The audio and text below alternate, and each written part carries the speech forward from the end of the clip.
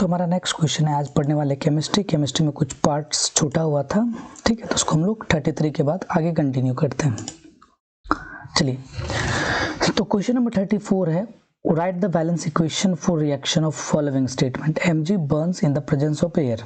तो Mg मतलब हो गया मैग्नीशियम जो होगा ये ऑक्सीजन के प्रेजेंस में जलता है, ठीक है, और बनाता है MgO मैग्नीशियम ऑक्साइड।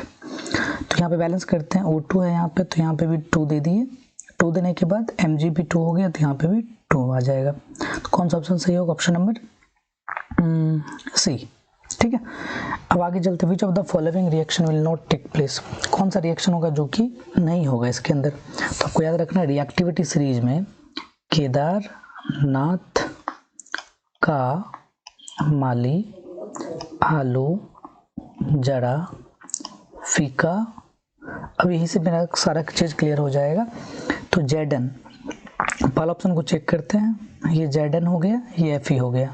तो Zn जो है मोर रिएक्टिव Fe से, तो Zn क्या करेगा, Fe को रिप्लेस कर देगा। तो ये रिएक्शन तो सही है। कौन सा नहीं होगा ये बोलना है, कि I वाला K जो है Cl को रिप्लेस करके KCl और I2 बना लिया, ये भी रिएक्शन सही है। और Zn फिर MgSO4, तो Zn कहाँ है, Zn यहाँ पे है और Mg ऊपर में है, तो Mg मोर रिएक्टिव है और Zn लेस रिएक्टिव है। तो लेस रिएक्टिव एलिमेंट Mg को रिप्लेस कर नहीं सकता है, ठीक है। तो Mg को रिप्लेस नहीं करेगा तो ये रिएक्शन नहीं हो पाएगा। ऑप्शन नंबर से इसका करेक्ट ऑप्शन होगा। अब आगे है the reaction which require heat energy, वह रिएक्शन जिसमें हीट एनर्जी रिक्वायर्ड है, वो हीट एनर्जी जो है या तो लाइट के फॉर्म में रहे, या तो हीट के फॉर्म में रहे, या तो फिर इलेक्ट्रिसिटी के फॉर्म में रहे, तो उसको क्या बोलते हैं हम लोग, एंडोथर्मिक रिएक्शन बोलते हैं। एंडोथर्मिक रिएक्शन में क्या होता है, एनर्जी की रिक्वायरमेंट रहती है। तो चलिए 37 नंबर पे, what happens when dilute sulphuric acid to a zinc granules.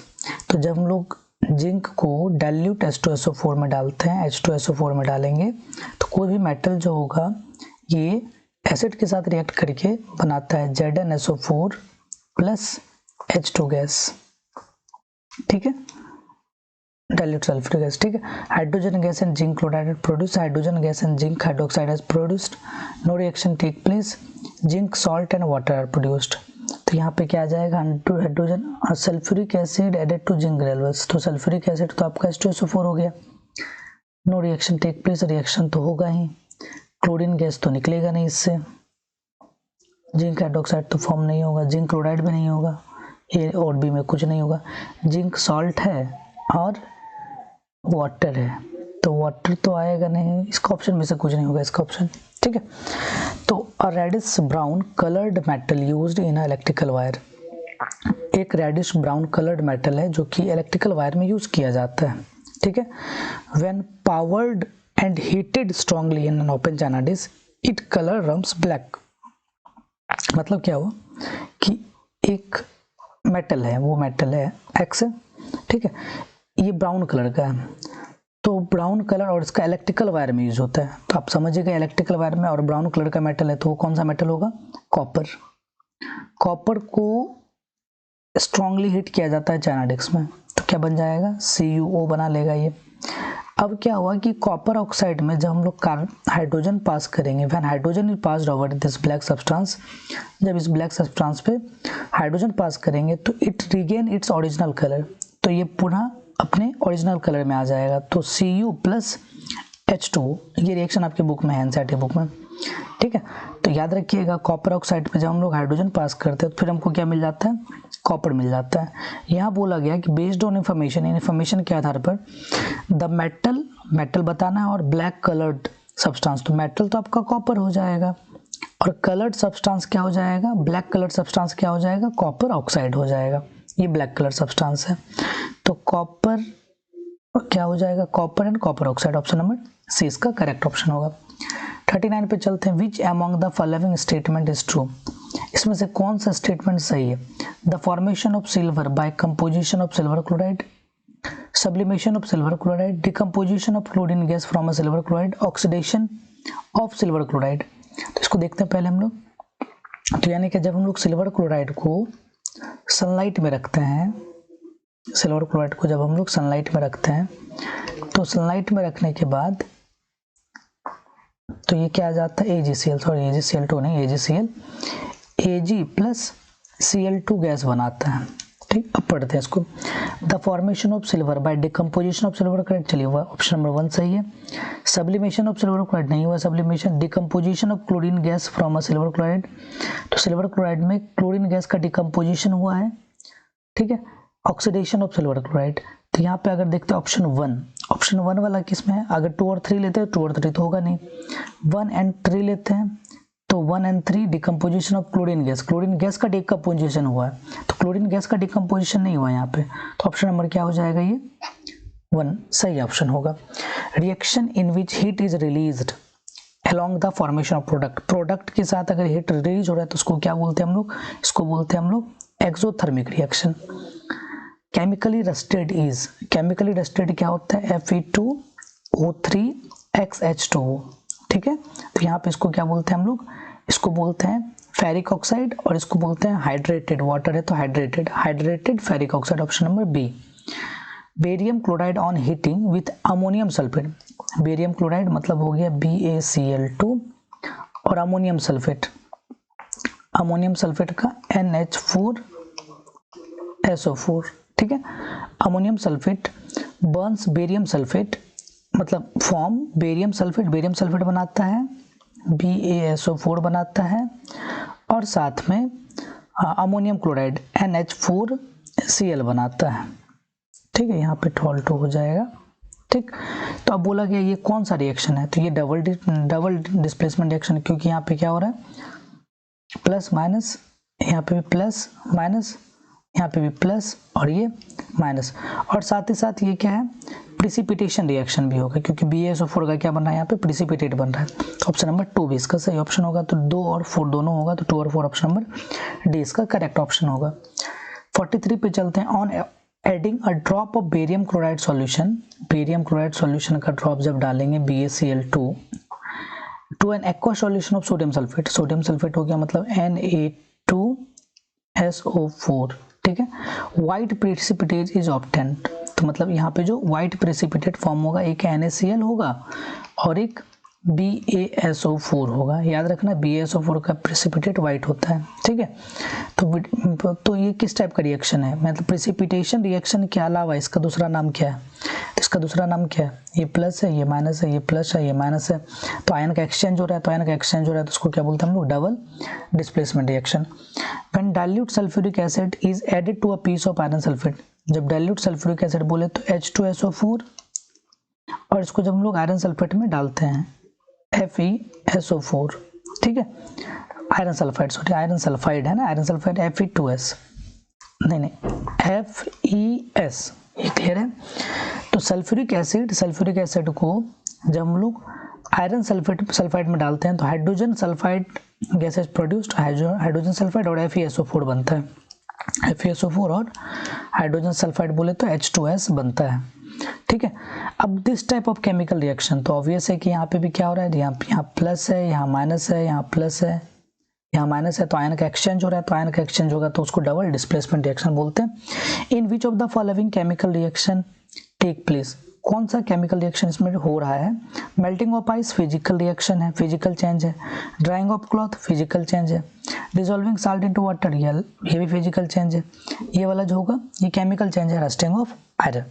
In order to prevent spoilage of potato chips को सड़ने से बचाने के लिए they are packed in a plastic bag in atmosphere of, तो वो प्लास्टिक बैग में कौन से गैस के साथ भरे जाते हैं, तो नाइट्रोजन गैस के साथ भरे जाते हैं। चलिए नेक्स्ट है 47। In which of the following chemical equation the abbreviation represent the correct states of reactant and product, मतलब क्या हुआ, जैसे हाइड्रोजन है, हाइड्रोजन का जो स्टेट होगा वह क्या होगा वो लिखना है, तो हाइड्रोजन जो है गैसियस स्टेट में पाया जाता है, ऑक्सीजन भी गैसियस स्टेट में है, तब उसके बाद H2O जो बनेगा वो लिक्विड स्टेट में बनता है, तो कौन सा ऑप्शन हो जाएगा इसका, देखिए hydrogen gases state, oxygen gases state और H2O लिक्विड स्टेट, तो कौन सा ऑप्शन हो जाएगा, option number C. Silver article becomes black on a prolonged exposure to air, तो सिल्वर को जब कभी भी बहुत ज़्यादा टाइम तक एयर में रखते हैं तो एयर में पाया जाता है H2S hydrogen sulphide.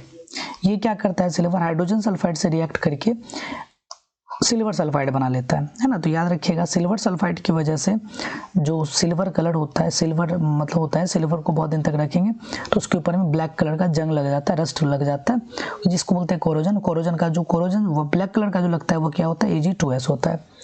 Which element is getting oxidised in the following reaction, इसमें कौन सा एलिमेंट है जो कि ऑक्सीडाइज्ड हुआ है, तो ZnO है, ये रिड्यूस्ड होके क्या दे रहा है, Zn, क्योंकि ऑक्सीजन का लॉस हो रहा है। कार्बन है, अगले स्टेप में क्या में निकल रहा है, कार्बन मोनोऑक्साइड, मतलब कार्बन जो है ऑक्सीडाइज्ड होके कार्बन मोनोऑक्साइड दे रहा है। तो क्या हो जाएगा इसका सही आंसर, कार्बन इसका करेक्ट ऑप्शन होगा।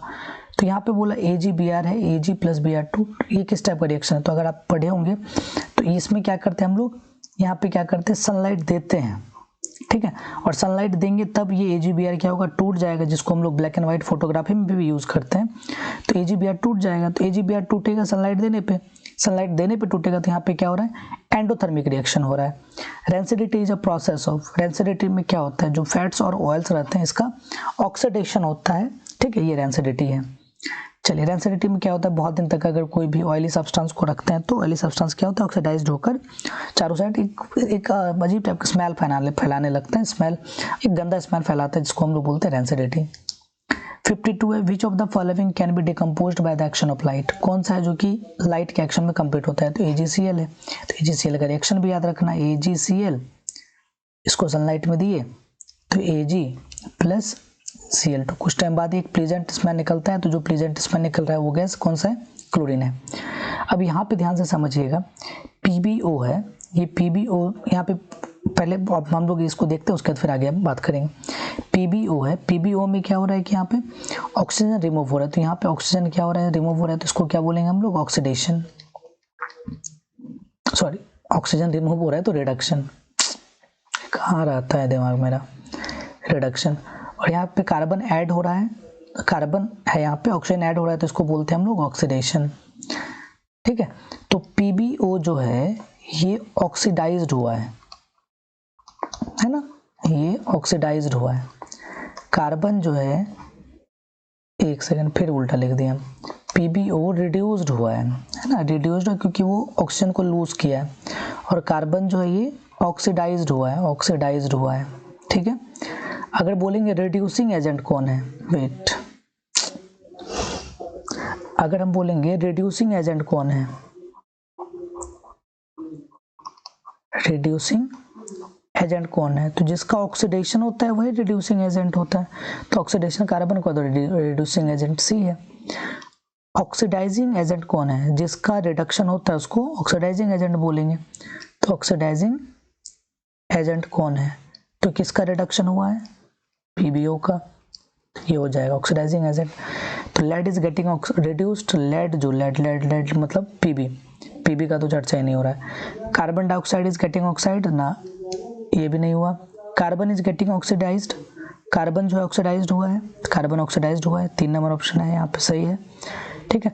Lead oxide is getting reduced, lead oxide जो होता है PbO रिड्यूस्ड हुआ है, तो 3 और 4 ऑप्शन होगा।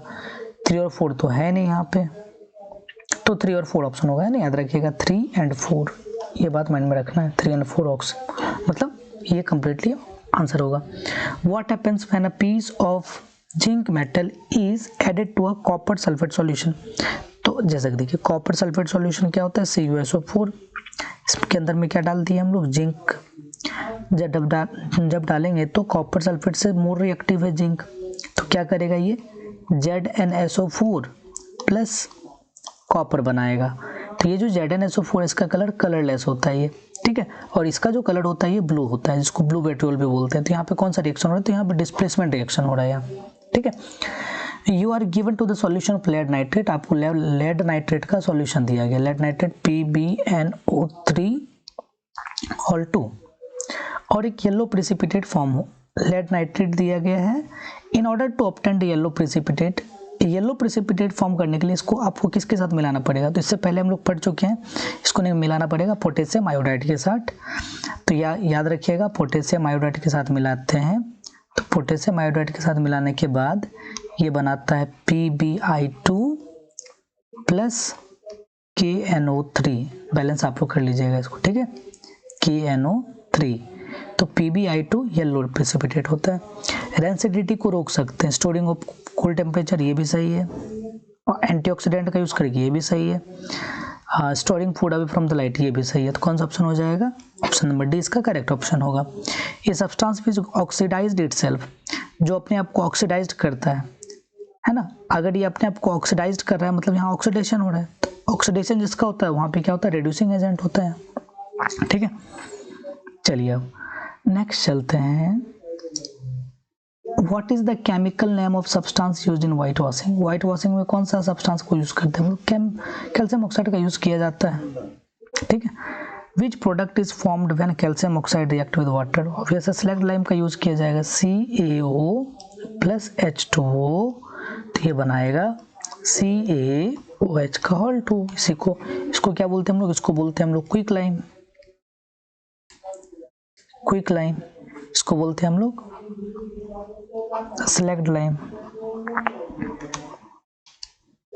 ठीक है, तो चलिए substance that prevent oxidation are called, तो वह सब्सटेंस जो कि ऑक्सीडेशन को रोकता है ना, उसको क्या बोलते हैं हम लोग? एंटीऑक्सीडेंट नाम से क्लियर है। तो इस सबसे टोटल 30 क्वेश्चन था। इससे पहले वाले वीडियो में हम करवाए थे बहुत सारे क्वेश्चंस, और इसमें 30 क्वेश्चंस कंप्लीट, मतलब 60 क्वेश्चंस कंप्लीट हो गया। तो आप लोग इसको रिवाइज कर सकते हैं अच्छी तरह से। कोई डाउट होगा तो मेरे से पूछ भी सकते हैं। ठीक है, तब तक के लिए बाय।